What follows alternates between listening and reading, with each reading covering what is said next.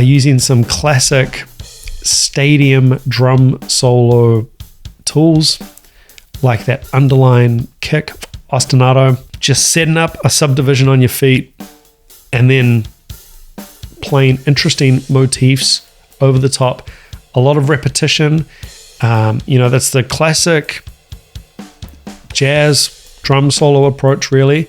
Play a lick or a motif or a rhythm or a melody, however you want to, phrase it or think of it, and then repeat it, possibly repeat it again, and give it a little twist.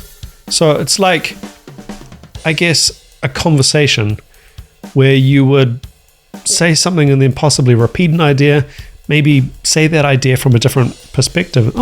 And then, people, it's sort of the penny drops because people need a certain amount of repetitions to actually hear the idea, grasp a hold of it, how it fits in with the rhythm, and then, that's it. And then, it's just slightly changed, as opposed to just really chaotic, just idea, and it's just all random and the kicks stop and then something else starts.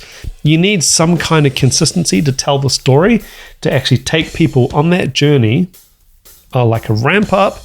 We've got this cool idea that this is the climax of the solo, and then we're gonna ramp down and we're gonna change ideas and perhaps go in a different direction.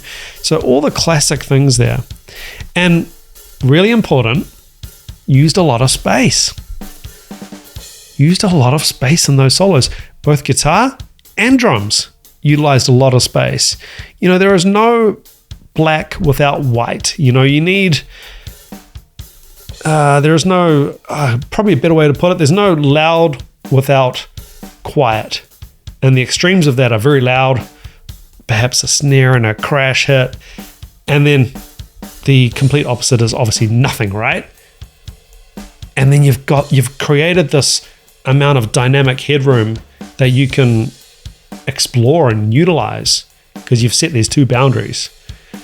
And there is nothing more compelling, and there's nothing more that brings the crowd into a solo than silence.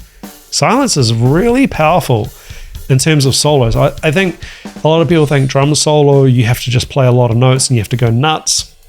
Yeah, that can be cool sometimes, but if it's just a million miles an hour for 3 minutes and that's your drum solo, it's like,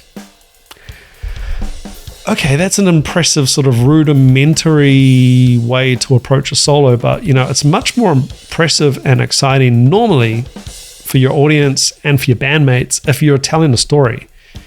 And if you can make it a piece of music as opposed to, a bunch of random drum fills and ideas, you can sort of create a bit of groove, and there was groove in there. There'll be moments where the crowd was moving because the solo's got this thunderous double kick going on.